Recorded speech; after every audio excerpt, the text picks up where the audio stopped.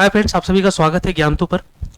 आज हम लोग एक और टेस्ट सीरीज के साथ यहाँ पर हैं। ठीक है, ये हमारा जीके जीएस का एक अच्छा सा बेहतरीन टेस्ट सीरीज है। 30 प्रश्नों के साथ आज हम लोग आपके साथ सामने आए हैं। ठीक है, आपके समक्ष आए हैं और ये 30 प्रश्नों का जो सेट है काफ़ी बेहतरीन सेट है और ये आपके प्रैक्टिस में कहीं ना कहीं वैल्यू एडिशन का काम करेगा। तो आप इसे अटैम्प्ट कीजिए और देखिए आप कहाँ पर लाइक कर रहे हो। ठीक है, तो ये हमारा जीके जीएस का एक अच्छा सा सेट है। ज्ञानतु हमेशा हर सब्जेक्ट में लगातार टेस्ट सीरीज के क्वेश्चंस ला रहा है। ठीक है, तो जरूरत है बस आप बने रहिए ज्ञानतु के साथ। हमारे पास फर्स्ट क्वेश्चन है, यूएन सुरक्षा परिषद में कितने अस्थायी सदस्य देश हैं? आप सभी को पता होगा, पेपर में आजकल न्यूज चलते रहता है, कहीं ना कहीं देखने के लिए मिलता है कि भारत जो है वह अस्थायी सदस्य के लिए कहीं ना कहीं हमेशा मांग करते रहता है। ठीक है, फ्रांस भी सपोर्ट में आ गए हैं, इजराइल भी सपोर्ट में आ गया है, यूएई भी सपोर्ट में आ गया है। ठीक है, क्वेश्चन यहाँ पर यह है, ठीक है, कि यूएन सुरक्षा परिषद में कितने अस्थायी सदस्य हैं?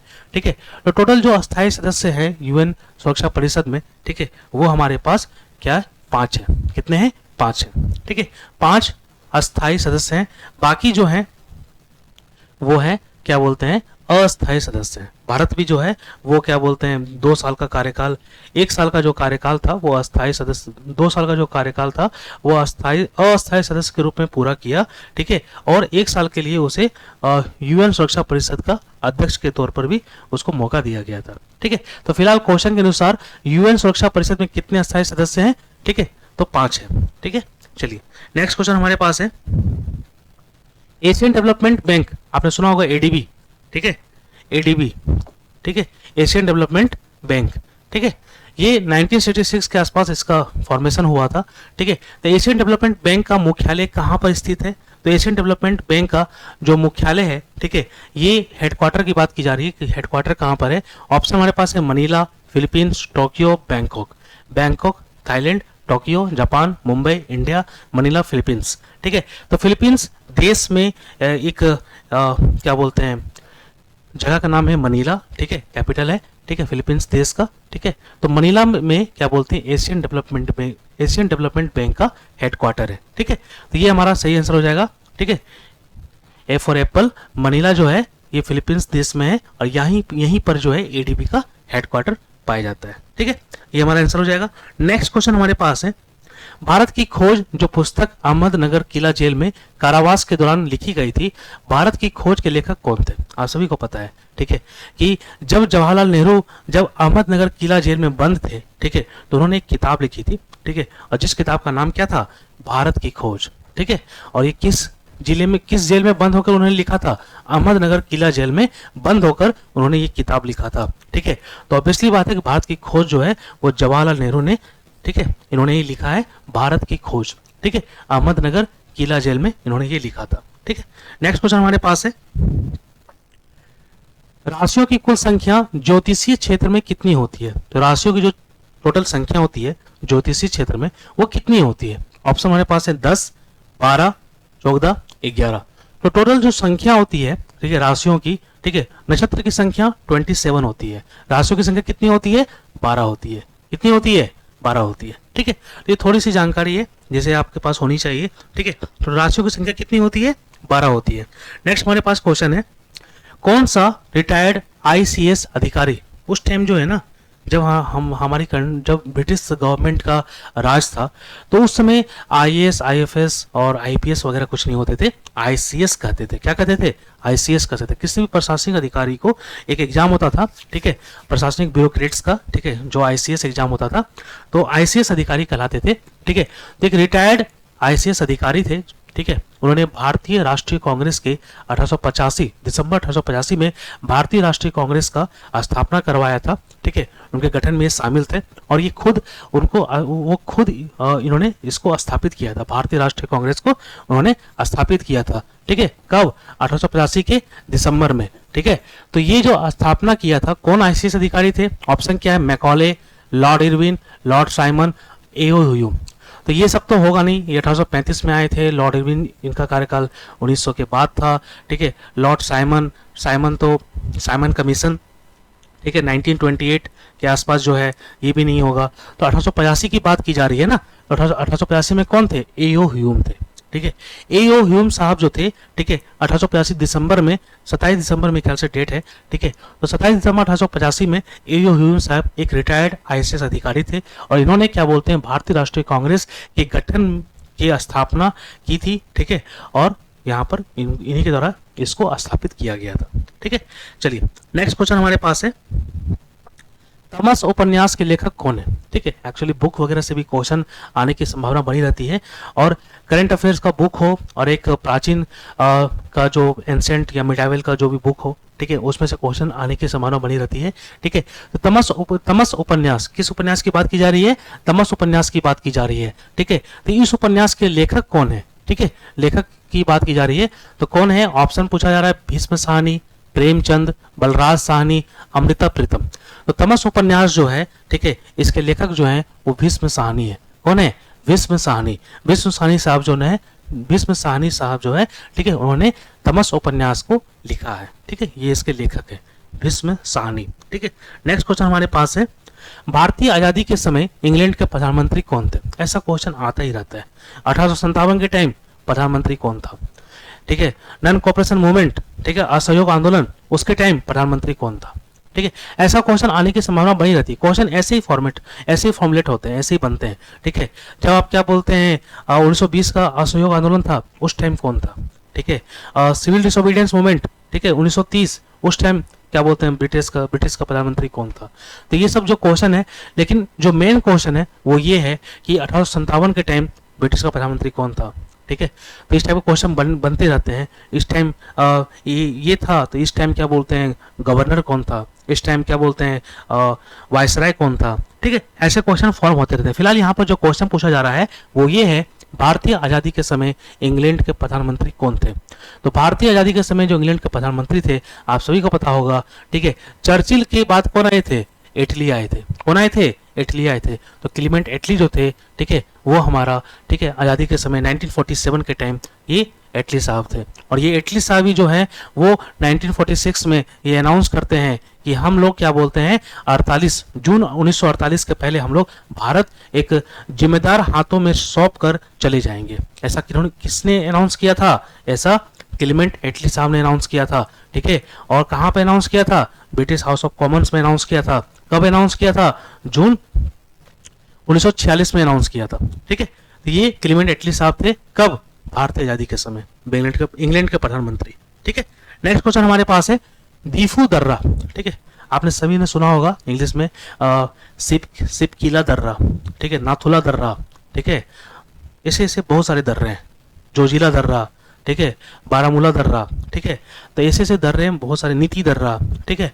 तो ये सब जानकारी आपको होनी चाहिए, ठीक है, और इससे क्वेश्चन बनने की संभावना बनी रहती है। तो दीफू दर्रा जो है, ठीक है, दीफू दर्रा जिसे इंग्लिश में दीफू पास बोलते हैं, ये कहाँ पर है, ठीक है, किस स्टेट में बस पूछा जा रहा है, ठीक है, किस हिमालय की श्रेणी में है ये पूछा जा रहा है। ऑप्शन क्या है, हिमालय की पीर पंजाल श्रेणी में, ठीक है, हिमालय की पीर पंजाल श्रेणी में, ठीक है, ये हमारा जम्मू कश्मीर के ऊपर पड़ता है, अरुणाचल हिमालय में, दार्जिलिंग और सिक्किम हिमालय में, कश्मीर या उत्तर पश्चिम हिमालय में। तो ये जो दीफू दर्रा है, दीफू पास है, ये हमारा अरुणाचल हिमालय में मिलता है। कहाँ मिलता है, अरुणाचल हिमालय में मिलता है, ठीक है, ऑप्शन नंबर बी है। तो आपको पासेस वगैरह याद होनी चाहिए, पासेस वगैरह का रिवीजन आप करते रहिए, ठीक है। ये बेसिक ज्योग्राफी है और ये फैक्चुअल ज्योग्राफी भी है, ठीक है। भारत में सबसे लंबी बांध कौन सी है, ठीक है, कौन बांध कहाँ पर है ये भी जानकारी होनी चाहिए, कौन बांध किस नदी पर है ये भी जानकारी होनी चाहिए। फिलहाल यहाँ पर पूछा जा रहा है कि भारत में सबसे लंबी बांध कौन सा है, ठीक है, भाखड़ा नांगल है क्या, हीराकुंड है क्या, रिहंद, नागार्जुन सागर। तो भारत में सबसे लंबी बांध जो है वो कौन है, हीराकुंड बांध। लंबी बांध की बात की जा रही है, किसकी बात की जा रही है, लंबी बांध की बात की जा रही है, वो क्या है, हीराकुंड बांध है। किस नदी पर बना है, तो ये हमारा महानदी पर बना है, ठीक है, किस पर बना है, महानदी पर बना है, ठीक है। ऑप्शन नंबर ये हमारा बी हो जाएगा, ठीक है। नेक्स्ट हमारा है, भारत की संसद में पहला लोकपाल विधेयक कब पेश किया गया था, ठीक है। तो आप सभी को पता है कि वर्तमान समय में जो लोकपाल है कौन है, वर्तमान समय में जो लोकपाल है अभी 8%, ठीक है, वर्तमान समय में जो लोकपाल है वो है प्रदीप कुमार मोहंती। कौन है, प्रदीप कुमार मोहंती, ठीक है, ये हमारे वर्तमान समय के लोकपाल है। आपसे पूछा जाएगा कि सर्वप्रथम पहले लोकपाल कौन थे, तो पहले लोकपाल जो थे वो पिनाकी चंद्र घोष थे। कौन थे? पिनाकी, ठीक है, पिनाकी चंद्र घोष, पिनाकी चंद्र घोष थे, ठीक है। ये पहले लोकपाल थे। कौन थे ये? पहले लोकपाल थे, ठीक है, ये पहले लोकपाल थे, ठीक है। अभी जो लोकपाल हैं वो कौन है? प्रदीप कुमार मोहंती। पूछा जा रहा है कि पहला लोकपाल विधेयक कब पेश किया गया था, ठीक है। तो ये जो विधेयक पेश किया गया था वो 1968 में पेश किया गया था। पहला विधेयक, विधेयक पास नहीं हुआ वो दूसरी बात है, लेकिन पहला विधेयक कब पेश किया गया था? 1968 में, 1968 में पहला विधेयक पेश किया गया था, ठीक है। वैल्यू एडिशन की बात की जाए तो जानकारी होनी चाहिए कि वर्तमान समय में लोकपाल कौन है? प्रदीप कुमार मोहंती हैं। पहले लोकपाल कौन थे? पिनाकी चंद्र घोष थे, ठीक है। यही पिनाकी चंद्र घोष कौन, यही पिनाकी चंद्र घोष अभी बिहार में किस पोस्ट में है ये आपको बताना है, ठीक है। चलिए नेक्स्ट क्वेश्चन हमारे पास है, बिहार पंचायत राज अधिनियम 2006 की धारा 90 की उपधारा 1 के अधीन कौन सी संख्या की स्थापना हुई थी? यहाँ पर संख्या नहीं होगा, यहाँ पर संस्था होगा, ठीक है, यहाँ पर संस्था होगा, ठीक है। तो यहाँ किसकी स्थापना हुई थी? किस अधिनियम के तहत? बिहार पंचायती राज अधिनियम 2006 की धारा 90 की उपधारा 1 के अधीन कौन सी संस्था की स्थापना हुई थी? तो वो हुई थी ग्राम कचहरी की स्थापना हुई थी, ठीक है, ग्राम कचहरी की स्थापना हुई थी, ठीक है। चलिए नेक्स्ट क्वेश्चन हमारे पास है, ये पंचायती राज व्यवस्था से ये क्वेश्चन था, ठीक है। निम्नलिखित में से कौन एक पंचायतों से संबंधित नहीं है? ठीक है, यानी आपके पास कुछ ऑप्शन है, वो ऑप्शन को आपको पढ़ना है और पढ़ने के बाद ये देखना है कि इसमें से कौन सा चीज जो है वो पंचायतों से संबंधित नहीं है, यही चेक करना है, ठीक है। ऑप्शन क्या है हमारे पास? राज्य निर्वाचन आयोग पंचायतों का चुनाव संपादित करेगा, सही बात है, पंचायत का जो चुनाव होता है वो राज्य निर्वाचन आयोग होता है, लेकिन राज्य की विधानसभा के चुनाव का संचालन कौन करता है? तो वो क्या बोलते हैं, भारत का जो निर्वाचन आयोग है वो करता है। राज्य का निर्वाचन आयोग का कोई उसमें रोल नहीं होता है, लेकिन राज्य का निर्वाचन आयोग जो होता है वो पंचायत का चुनाव करवाता है। तो ये सही है, ठीक है, ये सही है। नेक्स्ट क्वेश्चन क्या बोल रहा है? संविधान का 74वां संशोधन जो है अधिनियम, क्या वो पंचायत से संबंधित है क्या? देखते हैं। सी ऑप्शन बोल रहा है सभी पंचायतों का कार्यकाल 5 वर्ष निर्धारित होगा। ऑब्वियसली बात है कि सभी पंचायत का कार्यकाल 5 वर्ष निर्धारित होगा। अगर आपने पॉलिटी में पंचायती राज व्यवस्था पढ़ा होगा तो उसमें आपने ये देखा होगा कि जब पंचायती राज व्यवस्था जब बनी किस संशोधन के द्वारा, ठीक है, पिछले वीडियो में बताया भी था मैंने, ठीक है, 93rd, ठीक है, 92वां संशोधन जो हुआ था, ठीक है, 1973 वाला, ठीक है, उसमें ये बात कही गई थी कि जो भी पंचायतों का जो कार्यकाल होगा वो कितना होगा? 5 वर्ष होगा। डी ऑप्शन बोल रहा है एक पंचायत के भंग होने के 6 माह के अंदर नया चुनाव कराया जाएगा। अगर कोई पंचायत बनी है, अगर वो मुखिया वगैरह रिजाइन कर दिए हैं, पंचायत ही पूरी तरह से मतलब ये हो गई है, क्या बोलते हैं, भंग हो गई है, तो नया जो चुनाव होगा कितने महीने के अंदर होगा? 6 महीने के अंदर होगा। तो ये भी सही है, ये भी सही है और ये भी सही है, लेकिन क्वेश्चन क्या पूछ रहा है कि कौन सा चीज पंचायतों से संबंधित नहीं है? तो नहीं कौन सा है? वो ऑप्शन नंबर बी है, 74th, ठीक है, जो अधिनियम आया था संविधान का, वो किसके बारे में बात करता है? वो बात करता है पंचायत के बारे में बात नहीं करता है, वो बात करता है नगर पालिका के बारे में, वो बात करता है नगर निगम के बारे में बात करता है, वो म्युनिसिपैलिटी के बारे में बात करता है, ठीक है। पंचायत का कोई भी रोल उसमें नहीं है, ठीक है। तो ऑप्शन नंबर यहाँ पर सही कौन हो जाएगा? बी हो जाएगा। इसका कोई भी लेना देना पंचायत से नहीं है, ठीक है। नेक्स्ट क्वेश्चन जो हमारे पास है, निम्नलिखित में से किसने कहा था महात्मा गांधी क्षणिक भूत की भांति धूल उठाते हैं लेकिन अस्तर नहीं उठाते? एक्चुअली जब क्या बोलते हैं 1931 में, ठीक है, आपने पढ़ा होगा कि 1931 में अगस्त महीने में, ठीक है, क्या बोलते हैं, पूना पैक्ट हुआ था। क्या हुआ था? पूना पैक्ट हुआ था। पूना पैक्ट जब हुआ था किसे किसे बीच में हुआ था? B.R. अम्बेडकर और महात्मा गांधी के बीच में हुआ था। उसमें बात ये कही गई थी कि जो उस टाइम के जो गवर्नर थे उन्होंने कहा कि हम दलितों के लिए भी एक मतलब सेपरेट इलेक्टोरेट लाएंगे, यानी उनके लिए भी क्या बोलते हैं, जो मुस्लिम के लिए उन्होंने लाया था कम्युनल अवार्ड, वैसे ही मतलब आरक्षण देने की बात कही गई थी दलितों को भी। तो महात्मा गांधी गुस्सा गए थे कि ऐसे तो फिर क्या बोलते हैं डिवाइड एंड रूल काफ़ी अच्छे तरीके से अप्लाई हो जाएगा, समाज में बंटवारा हो जाएगा, ठीक है। तो उन्होंने क्या बोलते हैं गुस्सा गए और फास्टिंग में चले गए। फास्टिंग में चले गए तो फास्टिंग को रोकने के लिए बी आर अम्बेडकर साहब आए। तो उनके सामने डील हुआ कि आप ये जो प्रस्ताव है कि दलित को एक सेपरेट इलेक्टोरेट दिया जाएगा, ठीक है, उसको आप वापस ले लो और आप क्या बोलते हैं मतलब सेंट्रल असेंबली में आप अपनी सीट जो है वो बढ़वा लो, ठीक है, वो सीट जो है वो बढ़वा लो, उनका अपना जो रिजर्व सीट है दलितों के लिए वो आप बढ़वा लो। तो उस सीट को बढ़ा दिया गया था, ठीक है, लेकिन सेपरेट इलेक्टोरेट की जो प्रस्तावना थी उसको बी आर अम्बेडकर साहब ने वापस ले लिया था, ठीक है। तो ये जो था जब उन्होंने बात किया था महात्मा गांधी के साथ, ठीक है, तो ये जो डील हुआ था, ठीक है, उसे पूना पैक्ट बोलते हैं, ठीक है, अगस्त में हुआ था, अगस्त 1931 में हुआ था, ठीक है, 1931 में शायद हुआ था, ठीक है। तो महात्मा गांधी से जब बी आर अम्बेडकर बात कर रहे थे तो उन्होंने ये स्टेटमेंट कहा था कि महात्मा गांधी जो है क्षणिक भूत की भांति धूल उठाते हैं लेकिन अस्तर नहीं उठाते हैं। ये किसने कहा था? बी आर अम्बेडकर साहब ने कहा था। ऑप्शन नंबर हमारा डी हो जाएगा, ठीक है, D for Delhi. Next question हमारे पास है 1977 के चुनावों में जनता पार्टी का नारा क्या था? आप सभी को पता है कि 1977 में जो चुनाव हुए थे जनता पार्टी जीती भी थी। किसके नेतृत्व में जीती थी? मोरारजी देसाई के नेतृत्व में जीती थी, ठीक है। और किसके विरुद्ध जीती थी? तो इंदिरा गांधी के विरुद्ध जीती थी, क्योंकि इंदिरा गांधी जो है वो 1975 में आपातकाल लेते आई थी। तो उसके विरुद्ध क्या बोलते हैं, जनता पार्टी का एक ही नारा था 1977 में कि लोकतंत्र बचाओ। क्या बचाओ? लोकतंत्र बचाओ। क्योंकि जो आपातकाल लगाया गया था वो इंदिरा गांधी के द्वारा अपने स्वार्थ के कारण लगाया गया था, अपनी पार्टी को बचाने के लिए, अपने को बचाने के लिए लगाया गया था, अपनी सरकार को बचाने के लिए लगाया गया था, ठीक है। तो इसलिए लोकतंत्र बचाओ का नारा किसने दिया था? जनता पार्टी ने दिया था। कब दिया था? 1977 के चुनाव में दिया था। वो दूसरी बात है कि 1977 के चुनाव का जब चुनाव हुआ था, तो जब जनता पार्टी आई थी जीतकर मोरारजी देसाई के नेतृत्व में, ज्यादा दिन नहीं चल पाई थी, ठीक है, भीतरी मतभेद के कारण, वो दूसरी बात है। लेकिन इनका नारा क्या था? लोकतंत्र बचाओ, ठीक है। नेक्स्ट क्वेश्चन हमारे पास है राज्यसभा जो है वो धन विधेयक को कितने दिन तक अपने पास रोक सकती है? सभी को पता है कि लोकसभा कोई विधेयक पास करती है, किसके पास जाता है? राज्यसभा के पास जाता है। अब राज्यसभा जो है वो उस पर डिसीजन ले भी सकती है, नहीं भी ले सकती है, उसको कुछ समय तक रख भी सकती है। लेकिन धन विधेयक केस में कुछ नियम अलग है। वो सामान्य विधेयक की तुलना में धन विधेयक का नियम कुछ अलग है।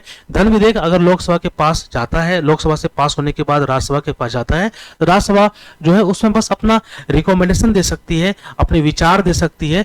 मानना या ना मानना लोकसभा के अधिकार में है, ठीक है। उसके पास अधिकार है कि वो राज्यसभा के जो भी रिकमेंडेशन है, जो भी सजेशन है, वो उसे माने या ना माने। लेकिन जब भी कोई धन विधेयक क्या बोलते हैं लोकसभा से पास होकर राज्यसभा के पास जाएगा, तो राज्यसभा जो है उसे अपने पास कितने दिन तक रख पाएगा? मात्र 14 दिन तक रख पाएगा। 14 डे तक राज्यसभा जो है उस विधेयक को रख सकता है। और उसके बाद अगर वो रखा भी ना, तो ऑटोमेटिकली ये माना जाएगा कि वो धन विधेयक राज्यसभा से पास हो गया, ठीक है। ऐसा प्रावधान है, अगर आपने काफी अच्छे से पॉलिटी पढ़ा होगा तो, ठीक है। तो ये हमारा ऑप्शन नंबर डी हो जाएगा। नेक्स्ट क्वेश्चन हमारे पास है भारतीय वास्तुकला में सुर्खी का प्रारंभ कब हुआ था? तो ये जो वर्ड है ना सुर्खी, ठीक है, ये सुर्खी, ठीक है, ये जो है किसी एक वंश के द्वारा वंश से संबंधित है, ठीक है। तो किसके टाइम में प्रारंभ होता है? ये वास्तुकला का एक नायाब नमूना है, ठीक है, जो एक वंश के टाइम, ठीक है, एक डायनेस्टी के द्वारा चलाया गया था, उसके टाइम ये प्रारंभ हुआ था सुर्खी, ठीक है। ऑप्शन हमारे पास है कुषाण के द्वारा, गुप्तों के द्वारा, सल्तनत के सुल्तानों के द्वारा और मुगलों के द्वारा, ठीक है। तो सुर्खी का जो प्रारंभ हुआ था, ये भारतीय वास्तुकला का एक नायाब नमूना है, ये हुआ था कुषाणों के द्वारा स्टार्ट। किसके द्वारा स्टार्ट हुआ था? कुषाणों के द्वारा स्टार्ट हुआ था, ठीक है, सुर्खी। नेक्स्ट क्वेश्चन हमारे पास है निम्नलिखित में से कौन सा एक स्वरोजगार कार्यक्रम है? यानी निम्नलिखित में से कौन सा कार्यक्रम जो है वो स्वरोजगार कार्यक्रम है, ठीक है। स्वरोजगार कार्यक्रम कौन है ये पहचानने के लिए बोल रहा है क्वेश्चन में, ठीक है। हमारे पास ऑप्शन क्या है? जवाहर ग्राम समृद्धि योजना, प्रधानमंत्री रोजगार योजना, स्वर्ण जयंती ग्राम स्वरोजगार योजना, ठीक है। हर किसी को नहीं भी आता है तो कम से कम यहाँ पर जानकारी दी जा रही है कि स्वरोजगार कार्यक्रम कौन सा है, ठीक है। तो ऑप्शन नंबर सी पर आप जब देखोगे तो यहाँ पर दिखने के लिए मिलेगा कि स्वर्ण जयंती ग्राम स्वरोजगार योजना जो है वो ये एक टाइप का स्वरोजगार कार्यक्रम है, जो किसके द्वारा चलाया गया था? वो चलाया गया था अटल बिहारी वाजपेयी के द्वारा। किसके द्वारा चलाया गया था? अटल, ठीक है, अटल जी के द्वारा चलाया गया था, ठीक है। और क्या बोलते हैं कब चलाया गया था? 1999 में, ठीक है, 1 अप्रैल 1999 में ये चलाया गया था। ठीक है, अटल बिहारी वाजपेयी के द्वारा स्वरोजगार कार्यक्रम, जिसका नाम था स्वर्ण जयंती ग्राम स्वरोजगार योजना। ठीक है, बाकी ये जो योजना है देख रहे हो आप, प्रधानमंत्री स्वरोजगार योजना, प्रधानमंत्री रोजगार योजना, ठीक है, वो 1983 के आसपास चलाया गया था। ठीक है, ऑप्शन नंबर इस क्वेश्चन का सी हो जाएगा, सी फॉर कलकत्ता। ठीक है, नेक्स्ट हमारे पास है अनुसूचित जाति के लिए लोकसभा की कितनी सीटें आरक्षित है। अभी अभी मैंने डिस्कस भी किया था। ठीक है, कि बिहार से कितने सीट जो है वो लोकसभा के लिए है, तो मैंने बताया था कि 40 सीट जो है वो हमारा बिहार के लिए। ठीक है, बिहार में टोटल 40 सांसद है। ठीक है, अगर राज्यसभा की बात करेंगे बिहार से तो वो कितना है, वो हमारा 16 है। कितना है, 16 है। लेकिन यहाँ पर किस चीज की बात की जा रही है, यहाँ पर बात की जा रही है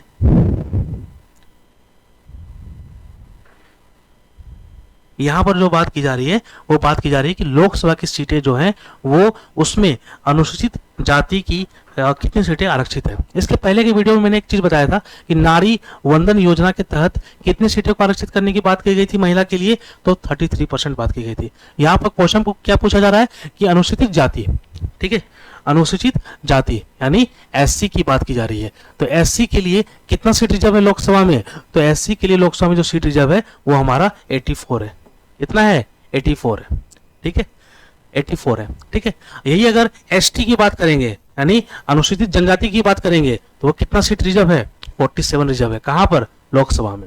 ठीक है, तो हमारा इस क्वेश्चन में पूछ रहा है अनुसूचित जाति की बात की जा रही है, तो ऑप्शन नंबर हमारा यहाँ पर कलकत्ता सही हो जाएगा, 84। ठीक है, नेक्स्ट क्वेश्चन हमारे पास है भारत में कृषि जन्य पदार्थों हेतु दिया जाने वाला श्रेणी मापदंड क्या है। ठीक है, जब भी आप कोई कृषि का पदार्थ खरीदते हो, जब भी आप कुछ खाने का पदार्थ खरीदते हो, जब भी आप आपके घर में आपकी मम्मी या फिर कोई भी बहन ज्वेलरी खरीदते हैं, तो उसमें कुछ ना कुछ एक मार्का होता है जो उसकी क्वालिटी, बेहतर क्वालिटी की गारंटी देता है। ठीक है, तो आप ज्वेलरी खरीदते हैं तो ज्वेलरी में क्या होता है, हॉलमार्क होता है।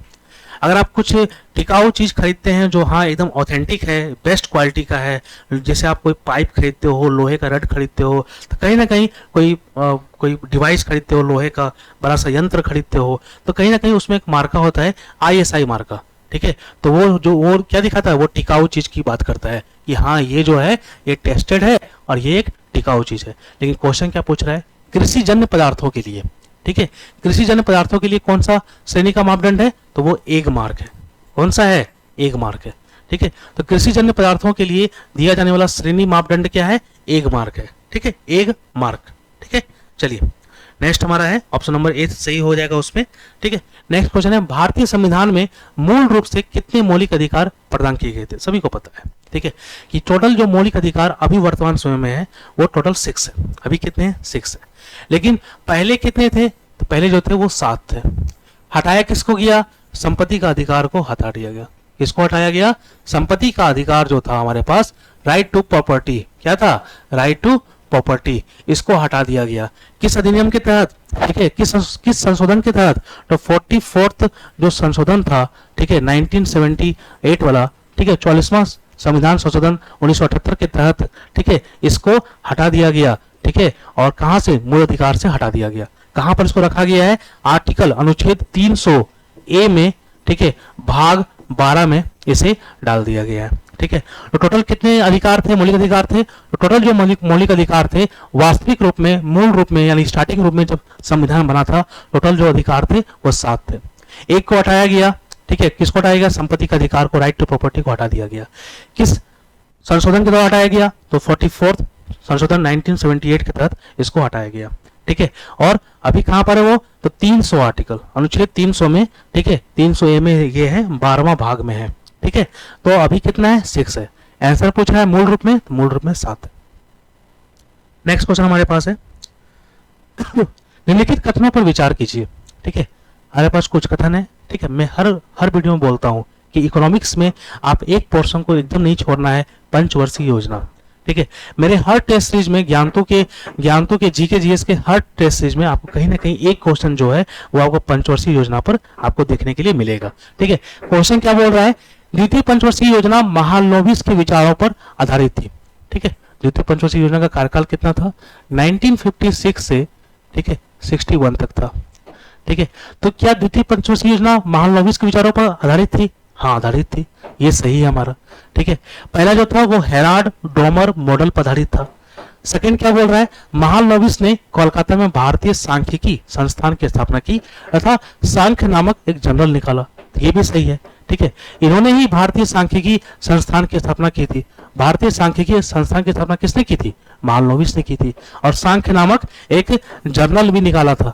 ठीक है, तो ये दोनों स्टेटमेंट सही है। क्वेश्चन क्या बोल रहा है, उपयुक्त कथनों में से कौन सा कथन असत्य है, तो असत्य तो कोई नहीं है, दोनों सही है, तो ऑप्शन नंबर हमारा डी हो जाएगा। ठीक है, डी फॉर देरी। ठीक है, नेक्स्ट क्वेश्चन जो हमारे पास है, सूचना का अधिकार एक कानून है जो लोगों को अनुमति प्रदान करता है, आप सभी को पता होगा।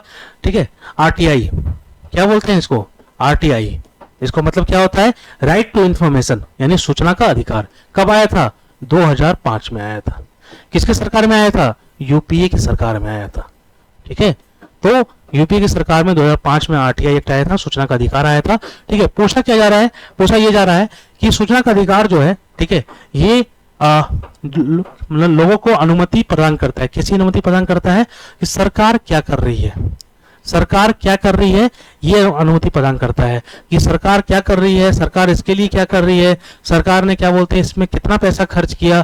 ठीक है, सरकार ने वास्तविक में इसमें क्या बोलते हैं इस चीज के लिए क्या कर रही है। ठीक है, तो ये सब जानकारी अगर प्राप्त करना है ना, सरकार से कुछ भी क्वेश्चन करना है, सरकार के बारे में क्वेश्चन करना है, ठीक है, तो हम लोग क्या बोलते हैं आरटीआई लगाते हैं। तो सरकार क्या कर रही है, यही हम लोग को अनुमति देता है पूछने के लिए। ठीक है, option number C. Next question हमारे पास है, बिहार के इतिहास पर प्रथम ग्रंथ जो है के रचनाकार कौन थे, यानी बिहार का जब इतिहास लिखा गया था। ठीक है, तो इतिहास में जब बहुत लोग लिखे इतिहास, ठीक है, बिहार पर, लेकिन जब प्रथम ग्रंथ बना था बिहार के इतिहास पर तो उसके रचनाकार कौन थे। प्रथम ग्रंथ की बात की जा रही है, किसकी बात की जा रही है, प्रथम ग्रंथ की बात की जा रही है। तो प्रथम ग्रंथ के रचनाकार कौन थे बिहार इतिहास पर, अब्दुल समद, संत इमाउद्दीन कलंदर, मोहम्मद गौस, अली मोहम्मद शाह जिमाबादी। ठीक है, तो प्रथम ग्रंथ जब लिखा गया था बिहार के इतिहास पर, इसके रचनाकार कौन थे, इसके रचनाकार थे अली मोहम्मद शाह जिमाबादी। ठीक है, ऑप्शन नंबर डी हो जाएगा यहाँ पर। ठीक है, नेक्स्ट क्वेश्चन हमारे पास है, रिएक्टर स्केल का प्रयोग किसके मापन में किया जाता है। तो रिएक्टर स्केल आप सभी जानते होंगे कि जब समुद्र की दिशा नापने में ये तो नहीं होता है, समुद्री लहर की ऊंचाई नापने में ये भी नहीं होता है, समुद्र की गहराई नापने के लिए फेदोमीटर यूज होता है। ठीक है, लेकिन रिएक्टर स्केल जो होता है, ठीक है, इसका जो यूज होता है वो होता है भूकंप की तीव्रता नापने में। ठीक है, अभी हाल ही में कुछ दिन पहले बिहार में भूकंप आया था जिसका केंद्र कहाँ था, नेपाल था। ठीक है, और उसको दिल्ली में काफी इंपैक्ट देखने के लिए मिला था। ठीक है, तो ये जो रिएक्टर स्केल है, ये इसका यूज किया जाता है, प्रयोग किया जाता है किसके मापन में, भूकंप की तीव्रता नापने में हो जाता है। ठीक है, अब भूकंप जो होता है उसमें दो वेव होते हैं, एक पी होता है प्राइमरी वेव, एक सेकेंडरी वेव होता है। तो ये सब ज्योग्राफी का पार्ट है। फिलहाल यहाँ पर छोटी सी जानकारी देने के लिए रिएक्टर स्केल भूकंप की तीव्रता नापते हैं। ठीक है, नेक्स्ट क्वेश्चन हमारे पास है, पानीपत की तीसरी लड़ाई कब हुई थी। आप सभी को पता है कि पानीपत की पहली लड़ाई जो हुई थी 1526 में हुई थी। कब हुई थी, 1526 में हुई थी। ठीक है, यहाँ पर पूछ क्या रहा है, पानीपत की तीसरी लड़ाई कब हुई थी। तो पानीपत की जो तीसरी लड़ाई थी वो किसके किसके बीच में हुई थी, मराठा के बीच में हुई थी और अब्दुल शाह अब्दाली के बीच में हुई थी। ठीक है, अब्दुल शाह अब्दाली और मराठा के बीच में ये हुई थी, और मराठा के पेशवा उस टाइम कौन थे, बालाजी बाजीराव थे।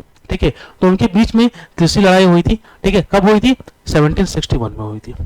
ठीक है, 1761 में पानीपत की तीसरी लड़ाई हुई थी जिसमें पेशवा बाजीराव की हार हुआ था, मराठा हार गए थे। ठीक है, और मराठा का अस्तित्व खत्म हो गया था उस टाइम से, और क्या बोलते हैं अब्दाली साहब जो अब्दाली थे, अहमद शाह अब्दाली, वो जीत गए थे। ठीक है, तो तीसरी लड़ाई कब हुई थी, तीसरी लड़ाई जो हुई थी वो 1761 में हुई थी, 1761 में हुई थी। ठीक है, पानीपत की। नेक्स्ट हमारे पास क्वेश्चन है, अप्रैल 2023 में जारी जल शक्ति मंत्रालय द्वारा भारत में जल स्रोतों की गणना की रिपोर्ट में सर्वाधिक जल स्रोतों की मात्रा किससे बताया गया। तो हाल ही में अप्रैल 2023 में क्या बोलते हैं जल शक्ति मंत्रालय द्वारा, किसके द्वारा, जल शक्ति मंत्रालय द्वारा भारत में जल स्रोतों की गणना की रिपोर्ट में सर्वाधिक जल स्रोत, यानी सर्वाधिक जल स्रोत की बात की जा रही है। मतलब जो जल है वो किस स्रोत के रूप में सर्वाधिक पाए जाते हैं। क्या कुओं में सबसे ज्यादा पाए जाते हैं, या कुओं की संख्या सबसे ज्यादा है, क्या तालाबों की संख्या सबसे ज्यादा है, क्या टैंकों की संख्या सबसे ज्यादा है, क्या नदी की संख्या सबसे ज्यादा है। तो सर्वाधिक जल स्रोत किस रूप में पाए जाते हैं। तो ऑप्शन हमारे पास है तालाब, जलाशय, झील, टैंक। ठीक है, तो सर्वाधिक जल स्रोत जो पाए जाते हैं वो तालाब के रूप में पाए जाते हैं। ठीक है, इसके रूप में पाए जाते हैं, तालाब के रूप में पाए जाते हैं। ऑप्शन नंबर ए हो जाएगा यहाँ पर हमारा। ठीक है, नेक्स्ट क्वेश्चन हमारे पास है, किस संविधान संशोधन द्वारा, ठीक है, किस संविधान संशोधन द्वारा मतदान की आयु 21 वर्ष से घटकर 18 वर्ष की गई थी। ठीक है, ये काफी मतलब अच्छा सा क्वेश्चन है और हमेशा कहीं ना कहीं पीवाईक्यू में दिखता रहता है। ठीक है, तो जब आप पढ़ोगे, ठीक है, salient features of the constitution, ठीक है, यानी कॉन्स्टिट्यूशन का जो एक साइलेंट फीचर्स है, एक चैप्टर है, ठीक है, संविधान निर्माण के बाद वो चैप्टर देखने के लिए मिलता है। ठीक है, तो इस चैप्टर में आप पढ़ोगे कि किस संशोधन के द्वारा मतदान का जो आयु 21 वर्ष था उसको घटाकर 18 वर्ष कर दिया गया है। तो ये हमारे पास ऑप्शन क्या क्या है, ठीक है, 84 संविधान संशोधन अधिनियम 2002, 73 संविधान संशोधन अधिनियम 1992, 55वां संविधान संशोधन अधिनियम 1986 और 61वां संविधान संशोधन अधिनियम 1989। तो ये जो संविधान संशोधन था वो कौन सा था, वो था हमारा 61वां संविधान संशोधन, जिसके तहत क्या बोलते हैं, आयु को 21 वर्ष से घटाकर 18 वर्ष कर दिया गया था। ठीक है, 61st कॉन्स्टिट्यूशनल अमेंडमेंट एक्ट 1989, ठीक है, 61वां संविधान संशोधन अधिनियम 1989। नेक्स्ट हमारे पास है, निम्न में से कौन सा ग्रह पृथ्वी से निकटतम दूरी पर स्थित है। क्लास 6 का अगर आपने ज्योग्राफी पढ़ा है, ठीक है, उसमें साफ साफ लिखा हुआ है कि पृथ्वी से सबसे नजदीक कौन है, मरकरी है, हिंदी में बोले तो शुक्र है। ठीक है, तो पृथ्वी से सबसे नजदीक कौन है, शुक्र है, सबसे चमकीला भी यही है। ठीक है, और ये जो है सबसे कम दिन में, मात्र 88 दिन में क्या बोलते हैं, सूर्य का परिक्रमा लगा लेता है। ठीक है, तो कौन सा हो जाएगा, शुक्र हो जाएगा। ठीक है, कौन सा हो जाएगा, शुक्र हो जाएगा। ठीक है, सबसे निकटतम ये है, सबसे निकटतम। तो आपको याद होना चाहिए कि कौन सबसे दूर है, कौन सबसे नजदीक है। ठीक है, तो ये हमारा शुक्र जो है वो सबसे नजदीक है। नेक्स्ट हमारे पास है, पटना में गुरु गोविंद सिंह का जन्म किस वर्ष में हुआ था। ठीक है, आप सभी को पता है कि गुरु सिख में टोटल 10 गुरु है। कितने गुरु है, 10 गुरु है सिख में। और ये सिख संप्रदाय की स्थापना किसने की थी, तो ये गुरु नानक साहब ने किया था, गुरु नानक साहब ने किया था। ठीक है, इनका जन्म कहां पर हुआ था, तलवंडी में हुआ था। कहां पर हुआ था जन्म, तलवंडी में। ठीक है, जन्म हुआ था। ठीक है, और ये तलवंडी कहां पर है, अभी पाकिस्तान में है। ठीक है, तो गुरु नानक साहब जो थे वो सिख संप्रदाय के संस्थापक थे। ठीक है, पहले गुरु थे। 10वें गुरु कौन थे, गुरु गोविंद सिंह थे। ठीक है, पूछा जा रहा है कि इनका जो जन्म हुआ था वो पटना में हुआ था, लेकिन कब हुआ था, तो ऑप्शन हमारे पास है 1605, 1566, 1766, 1666। तो इनका जो जन्म हुआ था वो 1666 में हुआ था। कब हुआ था, 1666 में हुआ था इनका जन्म, गुरु गोविंद सिंह का जन्म। ठीक है, और अभी हाल ही में कुछ दिन पहले प्रकाश वर्ष भी बनाया गया है। ठीक है, नेक्स्ट क्वेश्चन हमारे पास है, कांग्रेस सोशलिस्ट पार्टी का गठन कब हुआ था। तो कांग्रेस सोशलिस्ट पार्टी जो है ना, ठीक है, इसका जो गठन हुआ था ये पटना में ही हुआ था। ठीक है, और पटना में हुआ था नरेंद्र देव, आचार्य नरेंद्र देव, इनका नाम क्या है, आचार्य नरेंद्र देव, नरेंद्र देव। इसके कौन थे, अध्यक्ष थे। ठीक है, और एक जो थे जयप्रकाश नारायण, जयप्रकाश नारायण, ठीक है, इसके सचिव थे। ठीक है, तो आचार्य नरेंद्र देव इसके अध्यक्ष थे, जयप्रकाश नारायण इसके सचिव थे। और ये कांग्रेस सोशलिस्ट पार्टी का गठन कहां पर हुआ था, पटना में हुआ था। किस साल हुआ था, 1934। कब हुआ था, 1934। तो आई होप ये हम लोग का सेशन था, आपने काफी अच्छे से एंजॉय किया होगा। आपके कितने क्वेश्चन सही बने हैं आप इसे कमेंट सेक्शन में मेंशन करो, और बने रहिए ज्ञानों के साथ। लगातार ऐसे ही अच्छे अच्छे जीके जीएस और डिफेंस सब्जेक्ट के टेस्ट आते रहेंगे। ठीक है, जरूरत है आपको अपने फ्रेंड सर्कल में इसको शेयर करने की, और लाइक और सब्सक्राइब करें ताकि लगातार आपको ऐसा अच्छे अच्छे वीडियो मिलते रहे। धन्यवाद।